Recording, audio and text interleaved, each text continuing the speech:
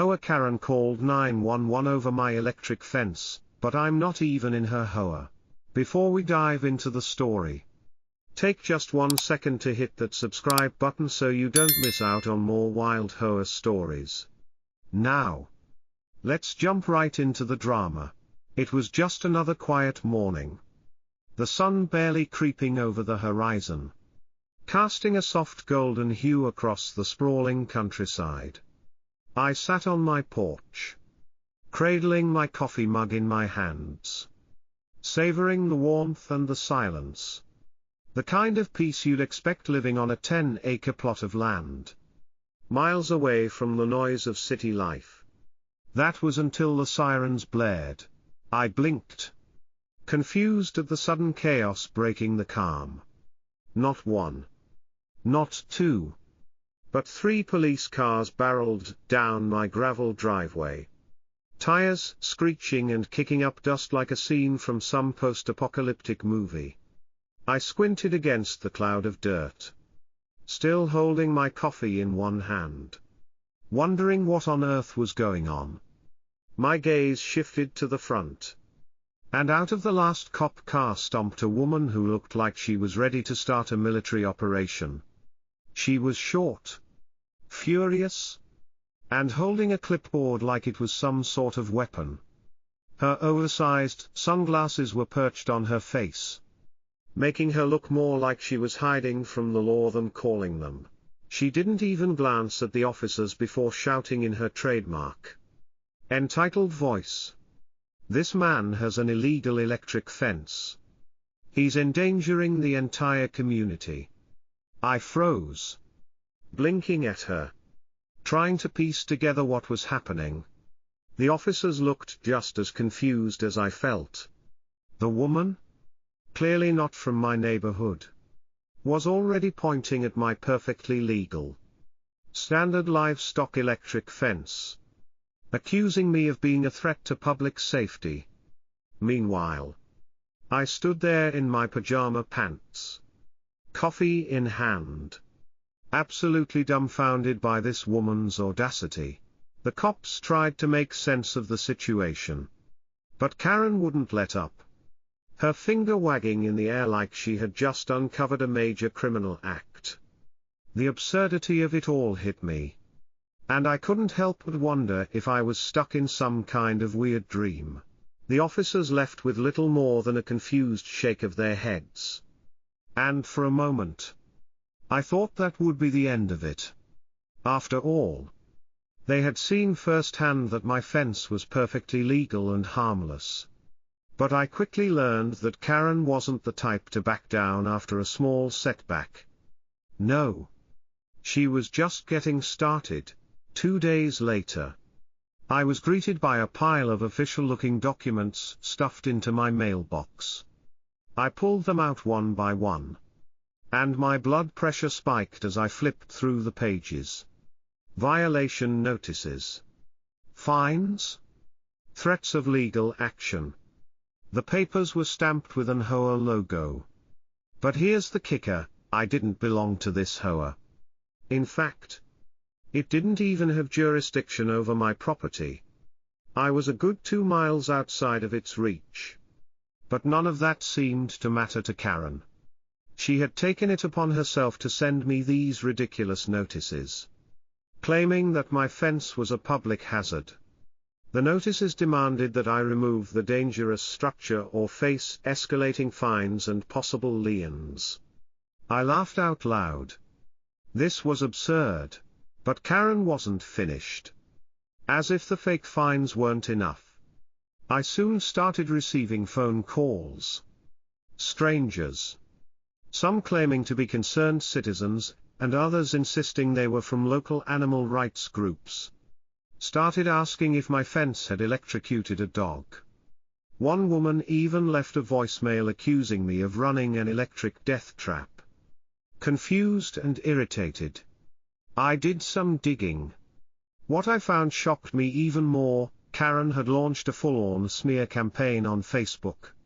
In the HOA's private group, she posted a heavily edited video, complete with stock footage, of an electrocuted squirrel, claiming it had happened on my property.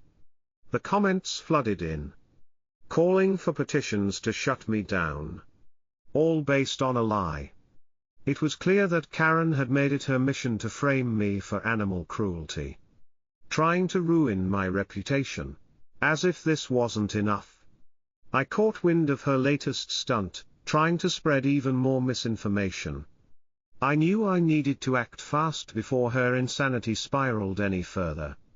This wasn't just harassment anymore, it was a full-on attack.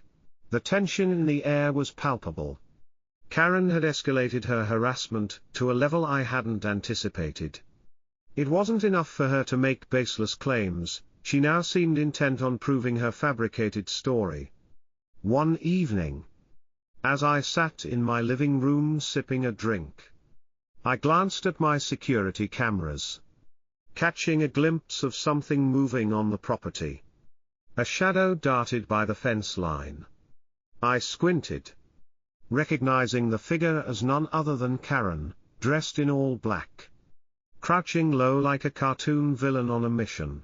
I clicked on the live feed, heart racing as I watched her pull out a dog crate from the shadows. She was clearly planning to release an animal near the fence, hoping to get it shocked and capture the footage to use against me. The absurdity of it all made me want to laugh. But I held my breath, knowing she was crossing a line. Karen fumbled with the crate, trying to unlock it as she glanced nervously around. Her plan was clear, she was setting the stage for another accident to use against me. But just as she opened the crate, disaster struck, not for the animal, but for Karen herself.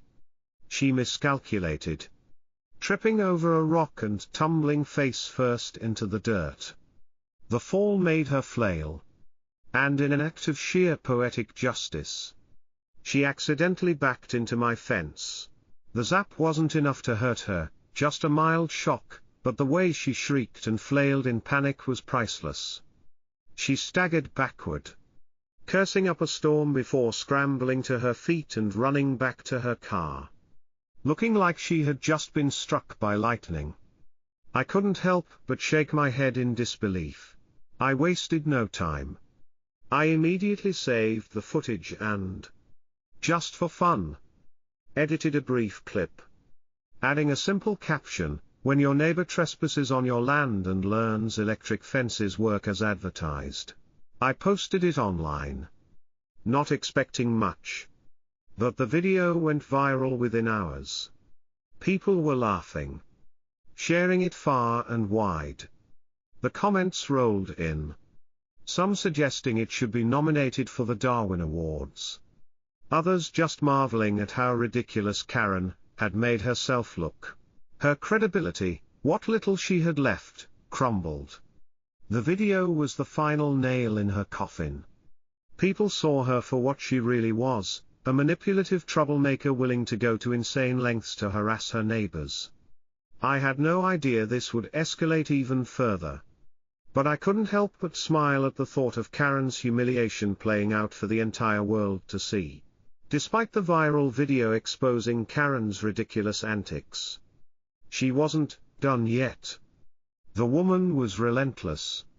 A few days after the video made its rounds on social media, I came home to find a stack of papers waiting for me on the doorstep.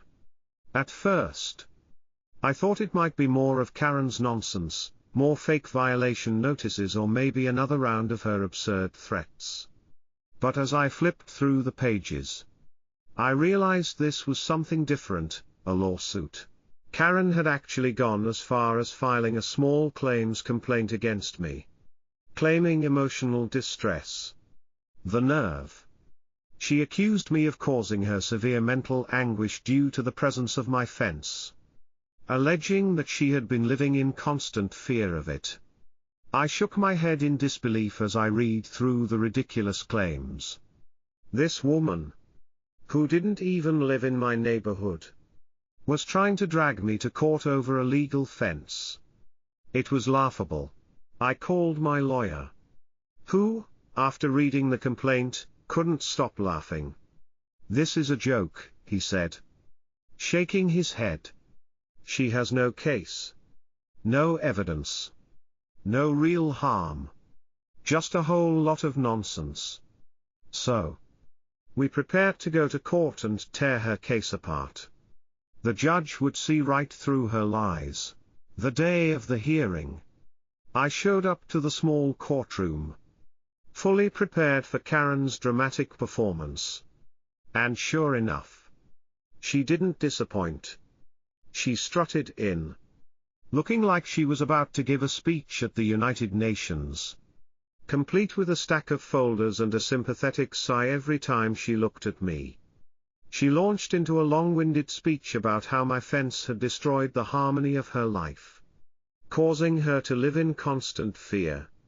But when the judge cut her off and asked if she had any real evidence of harm, her smugness faltered. She had nothing. The case was dismissed within minutes. I thought that would be the end of it. But Karen wasn't finished with me. A few days later, I woke up to find that my barn had been vandalized. Someone had spray-painted HOA rules across the side of the building. I knew exactly who was behind it. Karen had sent her little minions to do her dirty work. But they didn't get far. My security cameras had caught it all. I sent the footage straight to the police. By morning, Karen and her crew were facing charges. The officers found cans of spray paint and a list of other targets in her car. She was arrested for trespassing and property damage.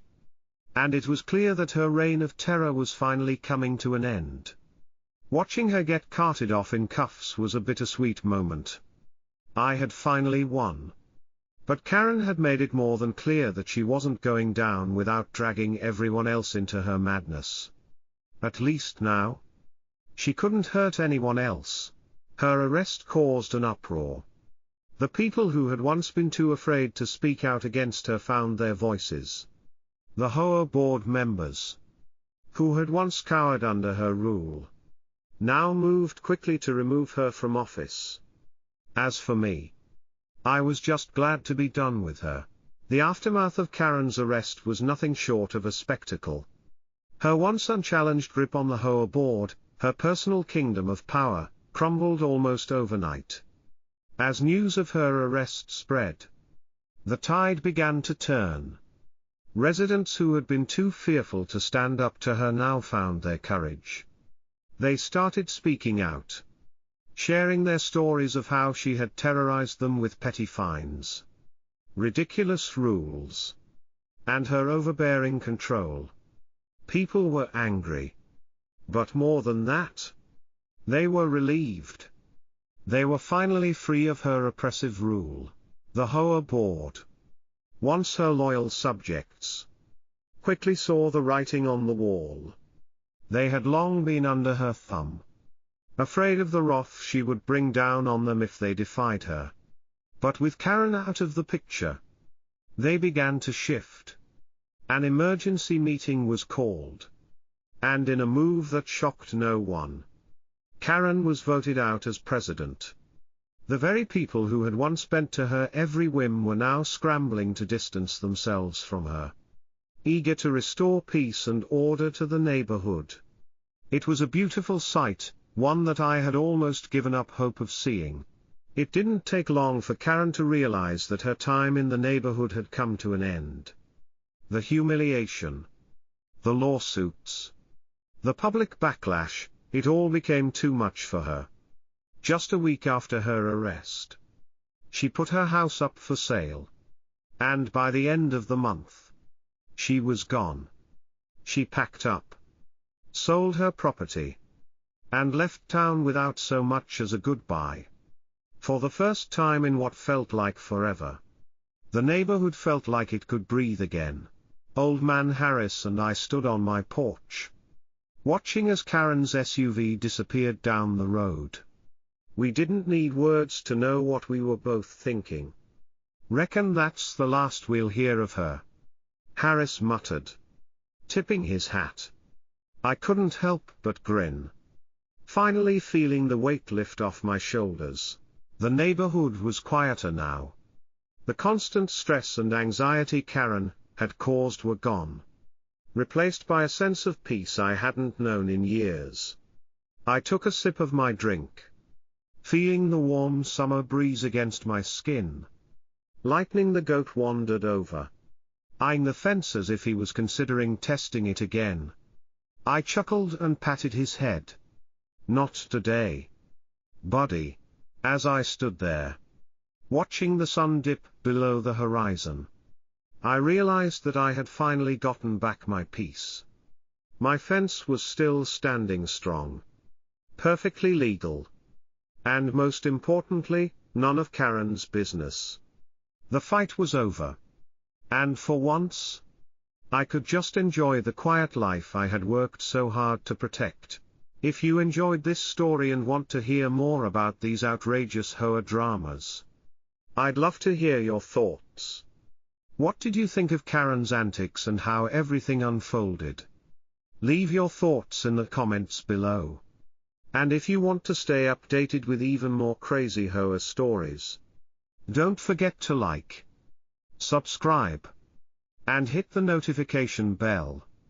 There are plenty more wild tales coming your way, and I'd love for you to be a part of the journey. Thanks for watching, and I'll see you in the next video.